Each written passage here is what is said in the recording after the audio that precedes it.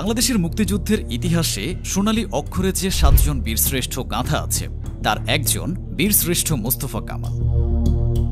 ১৯৪৭ সালে ভোলা জেলার দৌলতখান উপজেলার পশ্চিম হাজীপাড়া গ্রামে তার জন্ম। মুক্তিযুদ্ধ চলাকালীন আখাউড়ার দরুইন গ্রামে নিয়োজিত আলফা কোম্পানির ২ নং প্লাটুনের একজন সেকশন কমান্ডার ছিলেন মোস্তফা কামাল। ১৯৭১ সালের ১৭ এপ্রিল মুক্তিবাহিনীর আখাউড়া প্রতিরক্ষা অবস্থানে হানাদার বাহিনী শক্তিশালী আক্রমণ চালায়। এ সময় দরুইন গ্রামে ইপিআরের একটি কোম্পানি অবস্থান নেয়।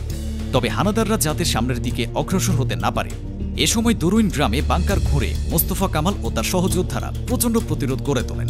টানা ২ দিন মোস্তফা কামাল কাভারিং ফায়ার দিয়ে প্রতিপক্ষকে আটকে রেখে তার সহযোগীদের নিরাপদ আশ্রয়ে চলে যেতে সুযোগ করে দেন। এক পর্যায়ে মোস্তফা কামাল ১৮ এপ্রিল বাংকারেই শহীদ হন। ১৯৭১ সালের ছাত্র ছিলাম।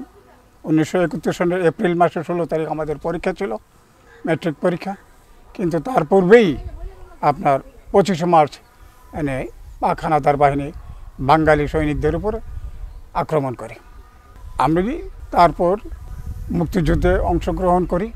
প্রথম পর্যায়ে আমাদের এখানে হাবিলদার ইপিআরের হাবিলদার মমতাজ উদ্দিনের নেতৃত্বে আনসার এবং মুজাহিদের সমন্বয়ে একটি ট্রুপস গঠন করা হয়। ওনারা এই জায়গায় এখন যেই বীরশ্রেষ্ঠ মোস্তফা কামালের কবরের পাশে এখানে তারা আপনার ডিফেন্স নেয়। শত্রুপক্ষ হলো হাওড়া নদীর দক্ষিণ পার আর মুক্তিযোদ্ধারা হলো হাওড়া নদীর উত্তর পার। তৎকালীন সময়ে শত্রুপক্ষের ফিল্ড গানের আঘাতে আমাদের ২ জন লোক শাহাদত বরণ করে।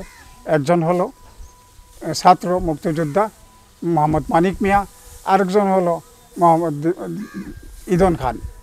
এই ২ জন শাহাদত বরণ করে। আমরা চলে যাওয়ার পর ডিফেন্স উইথড্র করতে হয় ২-৩ দিন পরে। উইথড্রর পর সময় আপনার বীরশ্রেষ্ঠ মোস্তফা কামাল শাহাদত বরণ করে এবং ওনাকে পরের দিন আমরা স্থানীয় জনতা সেটা এখানে কবরস্থ করে। মোস্তফা কামাল শহীদ হওয়ার পর কয়েকদিন সেখানেই পড়েছিল তার মরদেহ। পরে গ্রামের পরিস্থিতি শান্ত হলে স্থানীয়রা বাংকারের ঠিক পাশেই একটি পুকুর পাড়ে সমাহিত করেন এই সূর্য সৈনিককে। মোস্তফা কামালের স্মৃতির প্রতি শ্রদ্ধা জানাতে আখাউড়া উপজেলার দরুইন গ্রামে তার কবরের পাশে সরকারিভাবে নির্মাণ করা হয়েছে একটি সমাধিসৌধ। এটি একটি প্রাচীর বেষ্টিত স্মৃতিসৌধ, যেখানে রয়েছে তার জীবনের বিবরণ, খেতাব প্রাপ্তির ঘোষণা এবং বাংলাদেশের মানচিত্র খচিত পতাকা চত্বর, বীরশ্রেষ্ঠ মোস্তফা কামালের যুদ্ধের স্মৃতিচিহ্ন। এই সমাধিসৌধটি বাংলাদেশের মুক্তিযুদ্ধের ইতিহাসের একটি অত্যন্ত গৌরবময় অংশ এবং অমূল্য নিদর্শন।